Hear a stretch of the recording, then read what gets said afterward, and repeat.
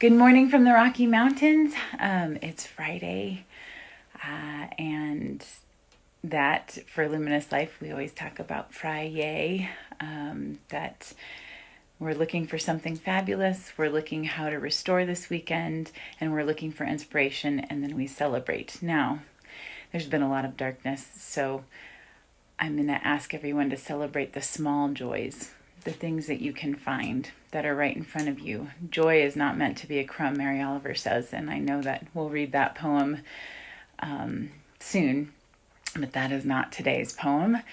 But joy is not meant to be a crumb, and yet during times like this, if you follow those little crumbs of joy and just keep infusing and remembering that we are alive, that we have life around us, looking for that life, looking for where that good is. Hi, Bunny. Happy belated birthday. Hi, AG. I see you. It's wonderful to have you guys on here.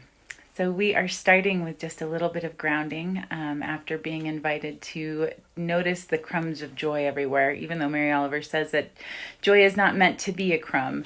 Looking for those crumbs of joy in the midst of darkness can help us find our way out of the dark without being absorbed completely in it. Hi, Andy, my little brother. So we're going to start with just a little bit of grounding. These are the hashtag Be Home Together sessions, and this is all about being home. In that sense, most deeply about being home, right where we are, in ourselves, in our life. Hi, Kristen, thanks for joining. Right in our life, exactly as it is, in this moment, with the thoughts that we have, the challenges and obstacles we're facing, the good that we have, being present to that. So being home together. We're just going to take a few moments for that. I invite everybody to take a nice deep breath in and just let it all out. Let your shoulders drop. If you are sitting in a chair, allow yourself to be held. If you're standing on the ground, allow yourself to be held. I invite you to let go of efforting right now. Let go of any of the tension that seems to be weighing on you. Decisions that you need to make don't need to be made in this exact moment. So take a deep breath and let go. Hi, honey, my fiance from Alma watching. Hi, Michael. If you are in that chair and can take a deep breath and relax into it, feel yourself being held like a child even. If you're on the ground like I am standing, feel your feet cradled by the floor, the earth. Let yourself be held. And we're going to go through the three things that we go through each morning. So I invite you to close your eyes and just continue enjoying this breathing space, creating more spaciousness, more openness for possibilities and for love to flow in. Take a nice deep breath in. I belong here. I belong right here in this moment, exactly as I am, exactly with every obstacle I have to face, every task I need to accomplish, everything that I need to let go of and set down. I belong here. I am ready. I am ready for what is mine to take care of today. I am ready to be present to my loved ones in the way that I need to be present. I'm ready to be present to myself in the way that I need to be present, to hear solutions that I may not have seen before to problems I believe I have. I am ready. I am not alone.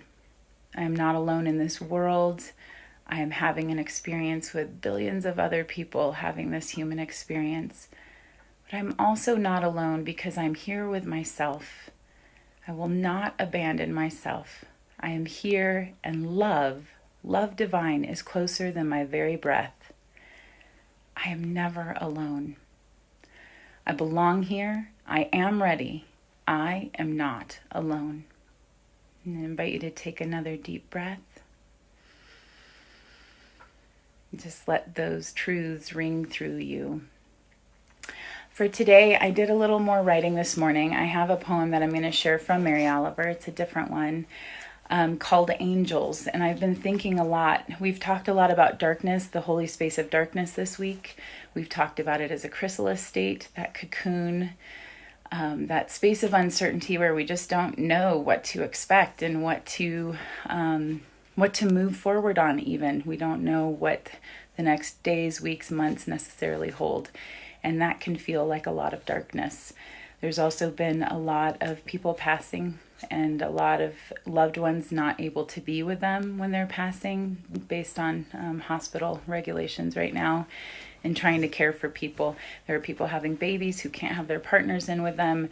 There's a lot that seems to be heartbreaking. We're missing our human connection. We can't reach out and just hug people, that we know, or strangers that we want to embrace. We can't high five or handshake. There's a lot of aching hearts right now in that darkness. I have been working really hard to think back to my darkest times and what I wish people had known with what I was going through. So I sat with that this morning and I wrote a little bit. I wrote this literally 5 minutes ago, so I didn't have a lot of time, but I just wanted to share. This is what I'm thinking. I want to talk more about the profound sacredness of the dark. We have been seeing and experiencing so much darkness lately. A friend wrote on Facebook about people dying alone because their loved ones cannot be in with them right now, and women having babies without their partners allowed in. This is absolutely heartbreaking. But I want to share what has been coming to me. In my darkest hours, going through infidelity while pregnant, holding my son who had passed during childbirth, the months of navigating the grief of that followed in a place that I felt incredibly alone. Caring for a dear friend who was facing excruciating illness, and then his passing, and many more heart-wrenching moments. What I learned was how unalone I was, and so were they. My message during that time was to look for my angels. I learned that we all have them. Love in a very tangible form.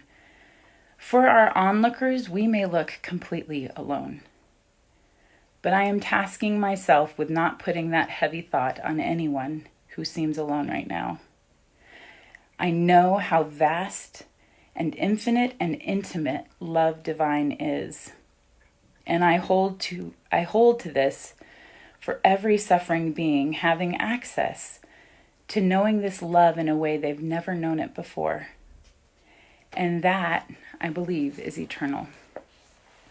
And to me, that is one thing I'm trying to give, is to remember that we may not see how people are receiving what they need. We hear about people who are passing on, talking to people who are not in the room. Now, not in the room means to the onlookers, right?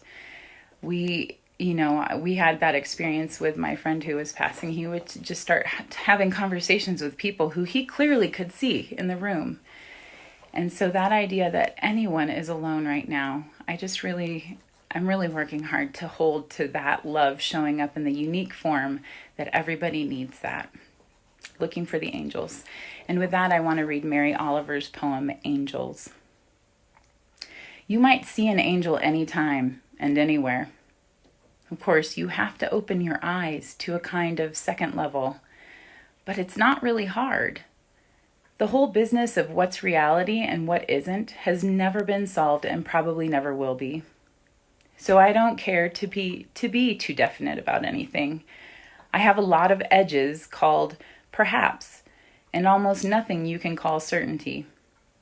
For myself, but not for other people. That's a place you just can't get into, not entirely anyways, other people's heads. I'll just leave you with this. I don't care how many angels can dance on the head of a pin. It's enough to know that for some people they exist and that they dance. You might see an angel anytime and anywhere.